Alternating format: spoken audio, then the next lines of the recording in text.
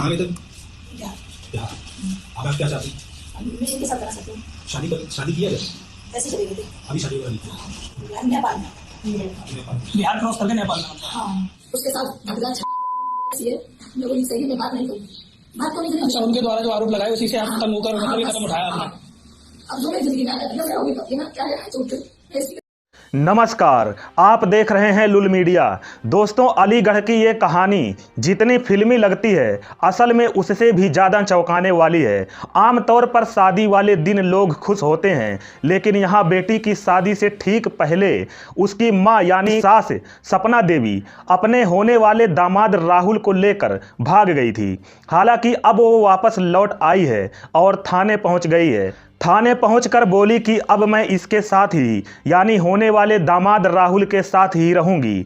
अब जरा सोचिए कि लड़की की शादी होने वाली हो और उसकी मां दूल्हे के साथ भाग जाए तो क्या होगा। इस घटना के बाद पूरा इलाका हैरान रह गया है। वापस लौटने के बाद सपना देवी ने थाने में खुलकर बोला कि मैं राहुल से प्यार करती हूं और अब जिंदगी उसके साथ ही बितानी है। वहीं जितेंद्र, जो कि सपना का पति है, उसके बारे में उसने आरोप लगाया कि जितेंद्र शराबी है, मारता है, खर्च नहीं देता, हमेशा शक करता है। वहीं बेटी के गहने और पैसे घर से ले जाने के आरोप पर सपना ने यह भी कहा कि वह घर से बस 200 रुपये और एक मोबाइल लेकर निकली थी। बाकी जितने भी इल्ज़ाम लगे हैं, गहने ले गई है, पैसे ले गई है, ये सभी इल्ज़ाम झूठ हैं।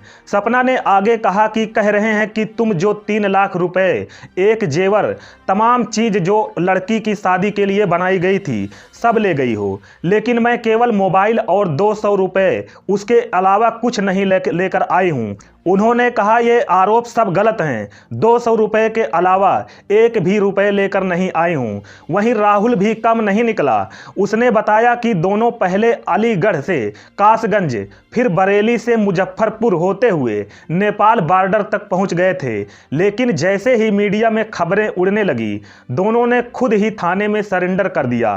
थाने में सपना देवी ने एक ही बात दोहराई कि मैं राहुल यानी होने वाले दामाद से ही शादी करूंगी, चाहे कुछ भी हो जाए। जब पुलिस ने पूछा कहां कहां होते हुए तुम आई हो, इस पर सपना ने कहा गांव से हम निकले, कौन सा शहर है मुझे याद नहीं, वहां शहर में रुके थे, फिर वहां से आए हैं। जब पता लगा कि अलीगढ़ की पुलिस पीछा कर रही है, हम तो बच के जाएंगे कहां, इसीलिए फिर वापस आ गए। वहीं अब पुलिस दोनों की बातों को सुनकर कानूनी कार्रवाई में जुटी है। इधर गांव वाले और रिश्तेदार परेशान हैं कि यह कैसी सास और दामाद की जोड़ी है, और उधर सोशल मीडिया पर भी लोग इसे अब तक की सबसे फिल्मी लव स्टोरी बता रहे हैं। हालांकि इस पूरे मामले पर सपना के भाई ने क्या कुछ कहा है, आइए एक बार उसे भी जान लेते हैं। सपना के भाई ने कहा वैसे तो कुछ कहना नहीं चाहिए, बहुत शर्मिंदगी वाली बात है कि मैं उसको बहन कह रहा हूँ। हम क्योंकि बहन कहने लायक तो अब नहीं हैं।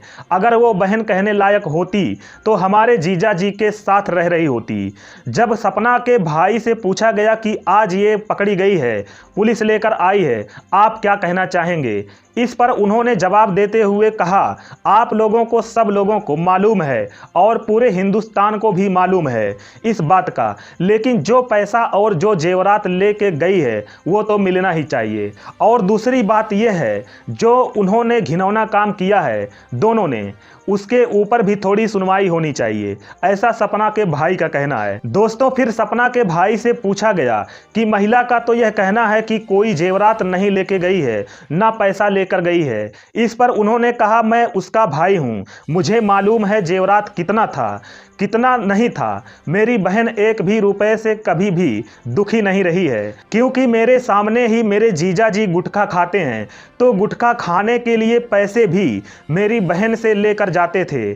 सपना देवी के भाई से जब पूछा गया कि सपना ने तो आरोप लगाया है कि वह शराब पीकर पीटते थे, इस पर सपना देवी के भाई ने कहा मैंने तो ऐसा कभी नहीं देखा, क्योंकि मैं यहाँ पे 2-2, 3-3, 6-6 महीने रह के जाता हूँ, ऐसा मैंने कभी नहीं देखा, यह खाली झूठ पे झूठ बोला जा रहा है। उनसे कहा गया कि आज आपकी भांजी की शादी होनी थी और आज पकड़े भी गए हैं, तो फिर उसमें क्या करना चाहेंगे आप।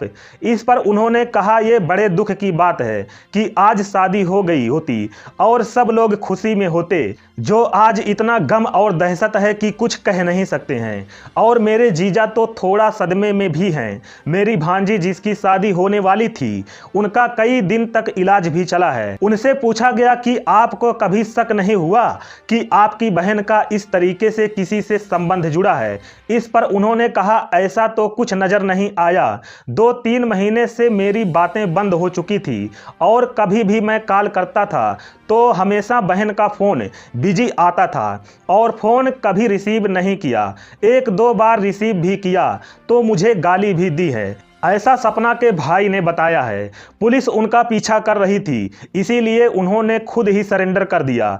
तो और अब तो किसी भी कीमत पर राहुल के साथ ही रहना चाहती है, उसी से शादी करने की जिद पर अड़ी है।